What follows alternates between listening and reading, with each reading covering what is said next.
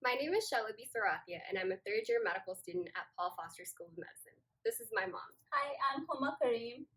And today we're going to be showing you how to sew your own cloth mask at home.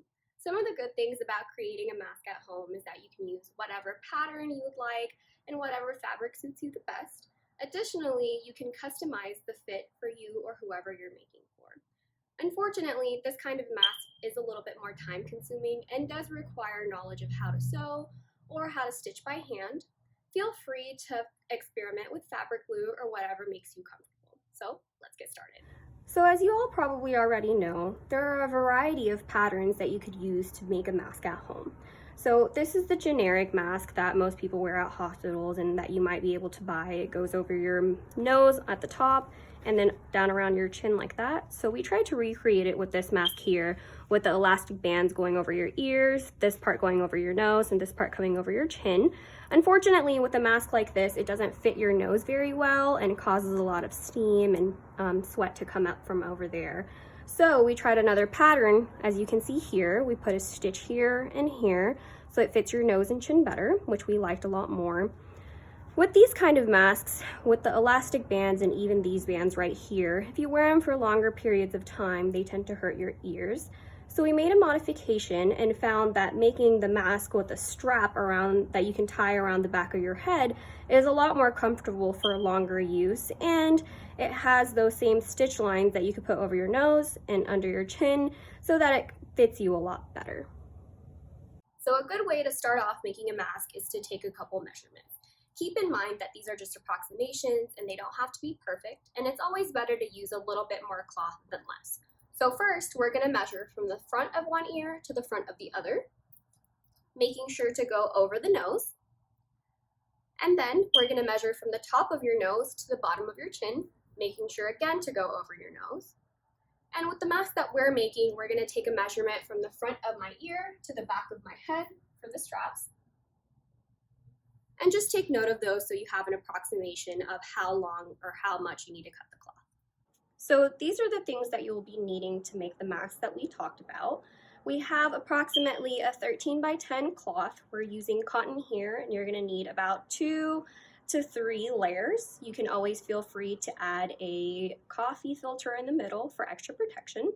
We've cut out 2 strips here of about 1 inch by about 16 inches for the straps. Again, both of these are 2 layers. You can add a layer if you would like to. Of course, you need a measuring tape, some thread, a needle, and if you would like some pins to help keep all of the pattern or all of the material together, that'd be good. And we have some scissors to cut, and most importantly, we have this pattern. So this is the pattern we will be putting on the website for you to use.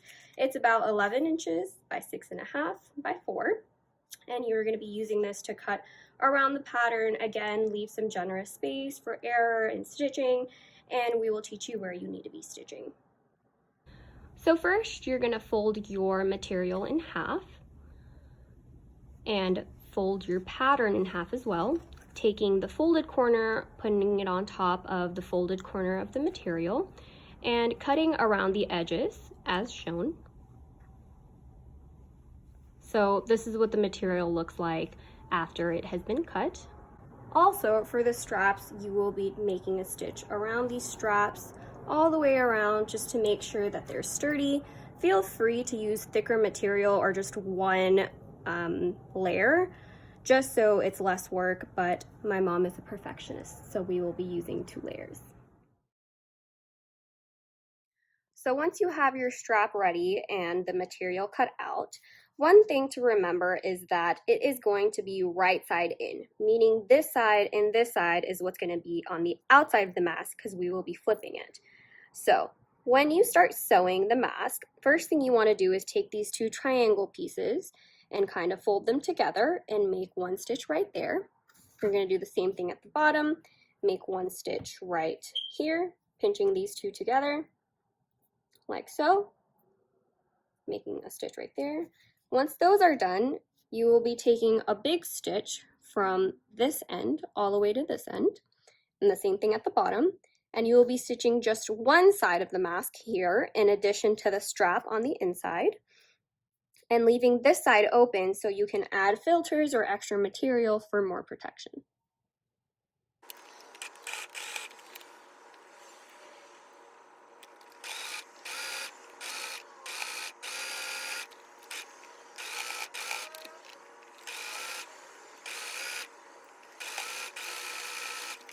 So this is what the sewn mask looks like so far. What you're gonna wanna do next is just flip this inside out. You can use a pencil or just your fingers to kind of straighten everything out here. And what you're gonna wanna do next is designate which side is gonna be the front. So I'll use this as the front and this as the back. So this is gonna be the material that will touch my face. And we're gonna take the next strap and you do another stitch on this side of the mask, placing the strap on the inside now of the mask.